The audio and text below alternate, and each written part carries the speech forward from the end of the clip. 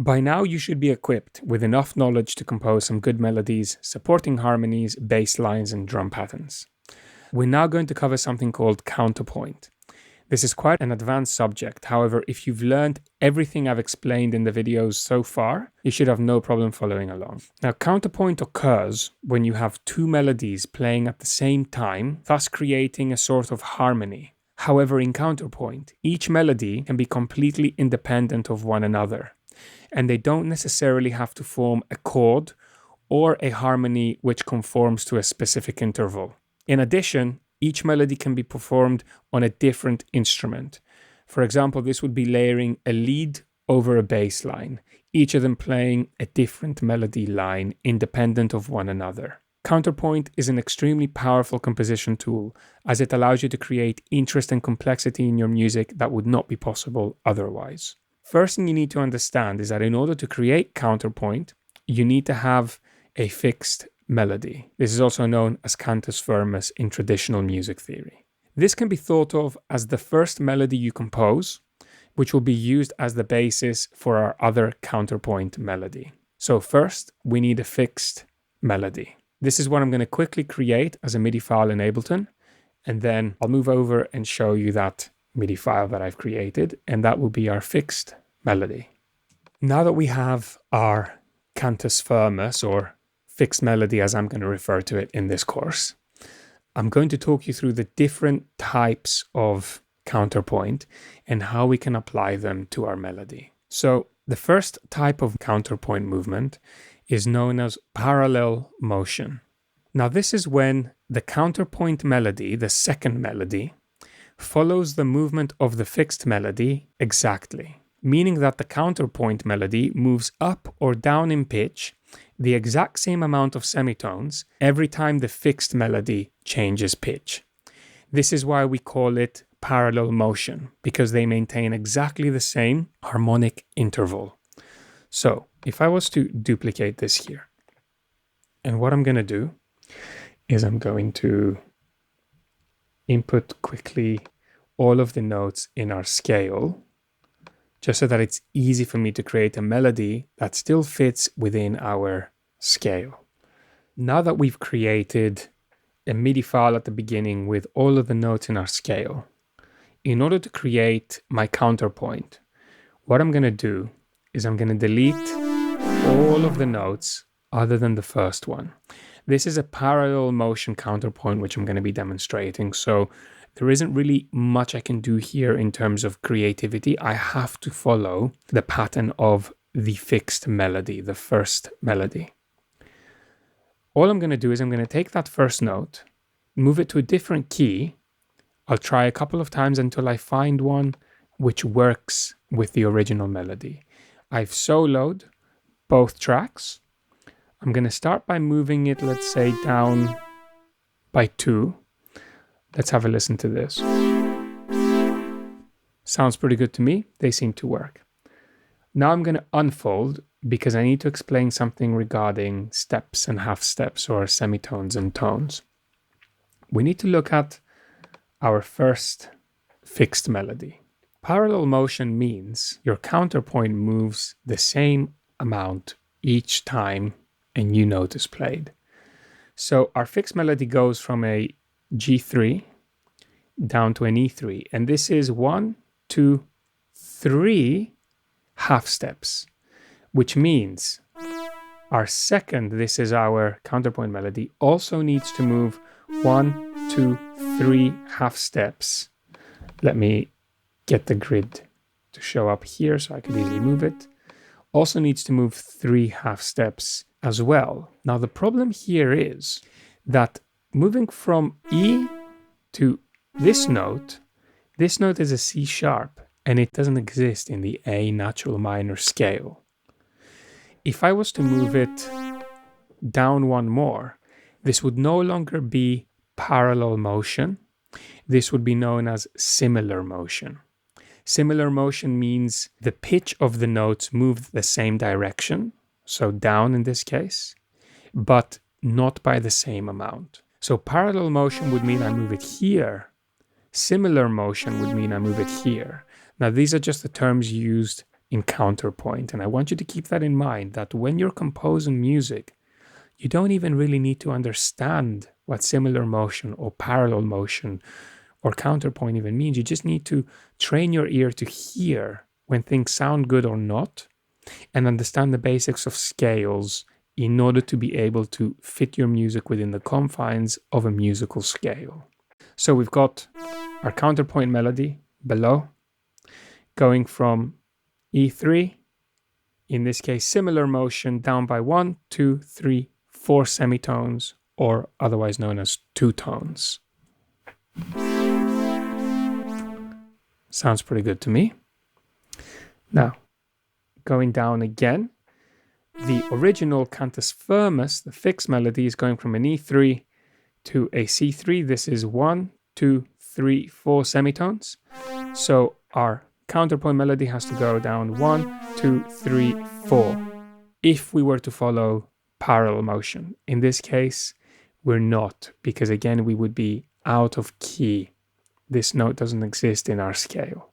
We could either try A2 or we could try G2. Let's try A2 first, so 3 semitones, and hear what that sounds like.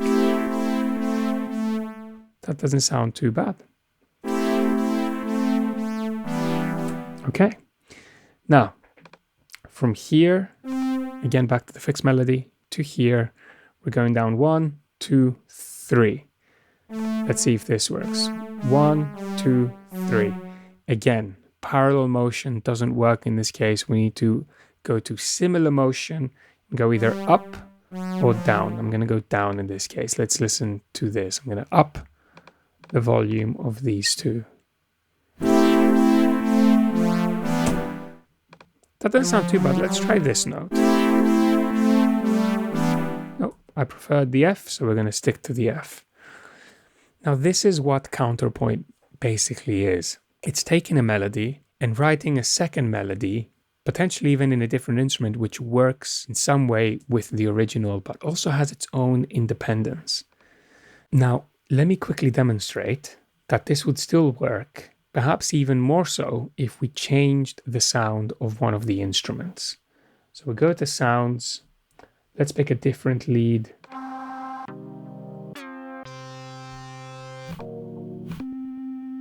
Let's go for this one. There you go. Still works absolutely fine with a totally different sound.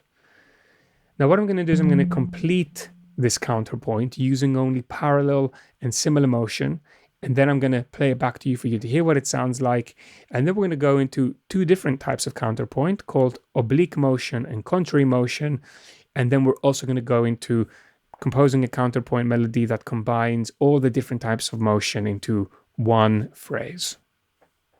So I finished creating the counterpoint melody using only parallel and similar motion. And if we look at them both together, you'll see how the notes are always moving in the same direction, but sometimes by slightly different intervals. Now I'm just going to play it once alongside the chords as well, just to hear how they all fit and sound lovely together. Now I changed the instruments to all pianos, just so you can clearly hear the melodies that are being played.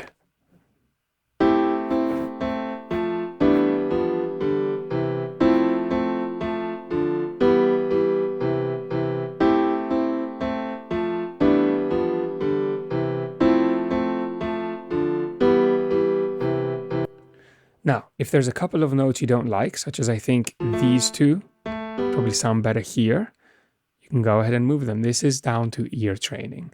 As long as you're in the correct notes in the scale, you should be okay. But still, you can still have combination of notes which don't sound very good together. So the more you do this, the more you'll train your ear, and the easier it will be to identify little details like this.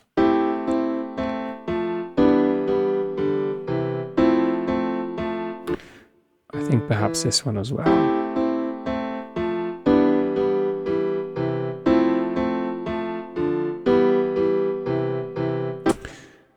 And there we have it. That is a counterpoint melody created with parallel and similar motion. Now I want to talk about two other types of counterpoint motions. The first one is oblique motion. Now, this is when the fixed melody changes in pitch, but the counterpoint melody remains stationary in pitch. So, for example, here's my counterpoint. We know that the fixed melody changes pitch from here to here, but if the counterpoint melody stayed at the same note, this would now be called oblique motion. And the idea of counterpoint is combining multiple different types of motion to create something that is interesting. So let's try it in a few different places and let's listen to the result. It may not sound good straight away. We may need to adjust a few things, but let's have a listen.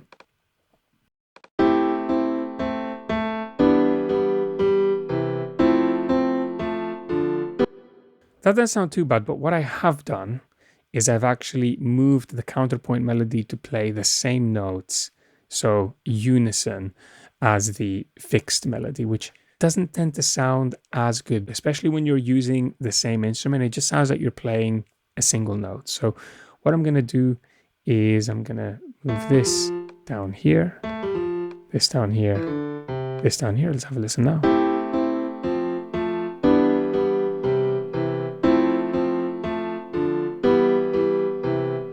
And now we're combining similar motion, parallel motion, and oblique motion over here to get a slightly more interesting counterpoint melody.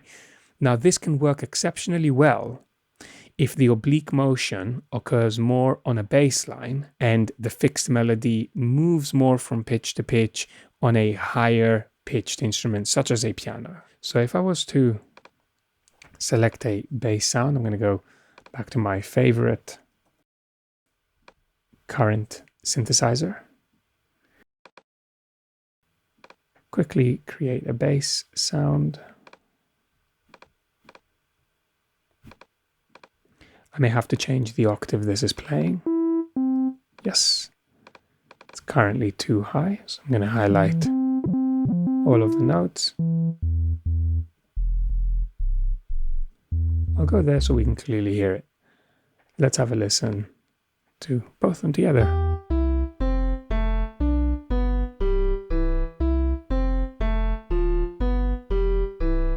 Fantastic. What about with the kick drum and the grand piano? Okay.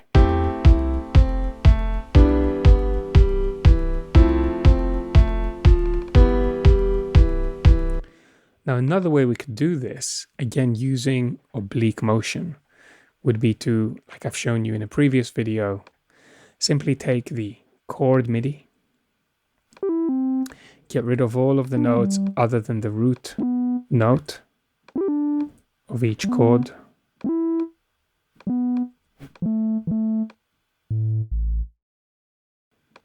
And then try to copy the pattern of the melody.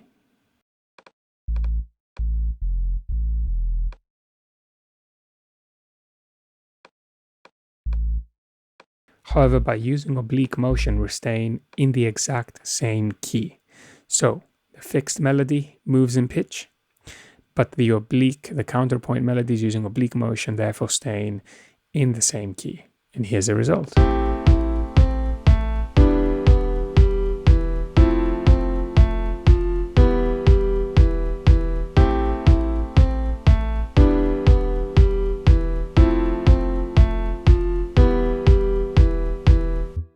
There we have it. We're now using counterpoint to create a bassline melody that works with our chord progression and our fixed melody as well. Now, the final motion I want to talk about is called contrary motion.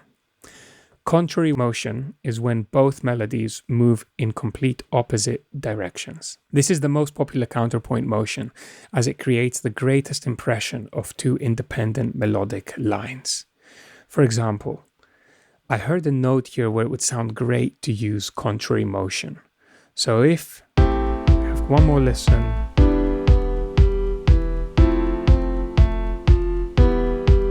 these last two notes of the first half of the phrase could move up here, then this would be contrary motion because our fixed melody moves down in pitch, whereas our counterpoint moves up in pitch. Let's have a listen to the result.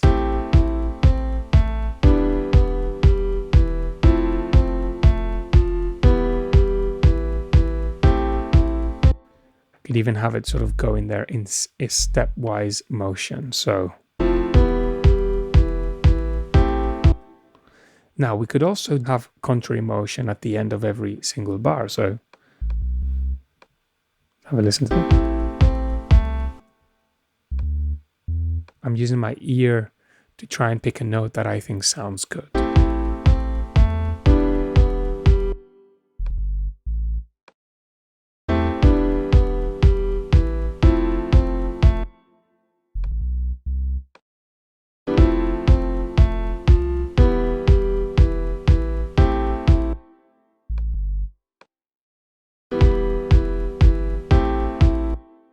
And there we have it. So let's have a listen to the whole first half of the phrase to hear this contrary motion in play.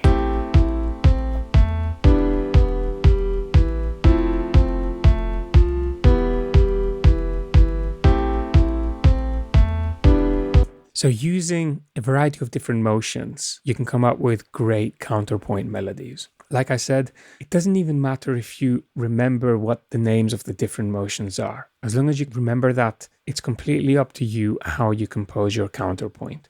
What matters is that the counterpoint melody works with the fixed melody. And as long as you use your scale notes as guidelines for which notes you've got available to use, and additionally, as long as you listen to the both melodies and make sure they sound good together. If something feels a little bit off or a bit dissonant and you don't like it, adjust one of the notes. Make sure that you get it to a point where it just sounds harmonic. And what I would recommend is if the fixed melody works really well with the chords, the notes you should be adjusting if something doesn't work in your counterpoint is the counterpoint melody, not the fixed melody. So that way your counterpoint will work with the fixed melody, which works with the chords, and you'll have a really harmonically rich passage of music.